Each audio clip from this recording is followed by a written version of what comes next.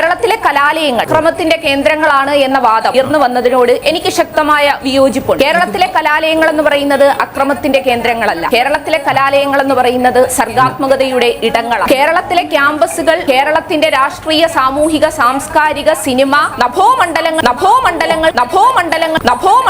നഭോമണ്ഡലങ്ങൾക്കകത്ത് സംഭാവന ചെയ്തിട്ടുള്ള പ്രഗത്ഭരെ കുറിച്ച് പറഞ്ഞാൽ നമുക്ക് വിരലിലെണ്ണാവുന്നതിനേക്കാൾ എത്രയോ അപ്പുറം. എല്ലാ മേഖലകളിലും പ്രക്ഷോഭിച്ചുകൊണ്ടിരിക്കുന്ന വെള്ളി നക്ഷത്രങ്ങളെല്ലാം ഉദിച്ചു വന്നത് കലാലയങ്ങളിൽ നിന്നാണ്. കലാലയങ്ങളിലെ വിദ്യാർത്ഥി യൂണിയനുകളിൽ നിന്നാണ്. കലാലയങ്ങളിലെ സംഘടനാ പ്രവർത്തനങ്ങളിൽ നിന്നാണ്. കലാലയങ്ങൾക്കകത്ത് വിദ്യാർത്ഥികളുടെ ആശയങ്ങൾ തമ്മിലുള്ള സംഘർഷമുണ്ടായി പുതിയ ചിന്തകളുടെ തീജ്വാലകളാണ് ഉണ്ടാകേണ്ടതെന്നുള്ള കാര്യത്തിൽ യാതൊരു സംശയവുമില്ല. ഒ മാധവൻ ലോകമറിയുന്ന നാടകാചാര്യ. എസ് എൻ കോളേജിൽ അദ്ദേഹം കലാലയ രാഷ്ട്രീയത്തിൽ പ്രവർത്തിച്ചില്ലായിരുന്നെങ്കിൽ നമുക്ക് നഷ്ടമാകുമായിരുന്ന ലോകമറിയുന്ന ഒരു നാടക പ്രവർത്തകനെയായി. 21ാമത്തെ വയസ്സിൽ ലോല എഴുതിയ പത്മരാജനെ പോലെയുള്ള പ്രഗത്ഭർ, നിരവധി താനു പത്മനാഭനെ പോലെയുള്ള ശാസ്ത്രജ്ഞന്മാർ, ന്യായാധിപന്മാർ, അഭിഭാഷകർ, എൻറാമിനെ പോലെയുള്ള വളരെ പ്രഗത്ഭരായിട്ടുള്ള മാധ്യമ പ്രവർത്തകർ ഉൾപ്പെടെയുള്ളവർ കലാലയ രാഷ്ട്രീയത്തിന്റെ ഭാഗമായിട്ട് വന്നതാണ്. എന്റെ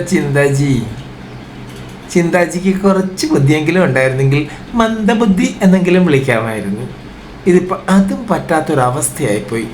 കലാലയങ്ങൾ ബോറടിപ്പിച്ച് കൊന്നല്ലോ.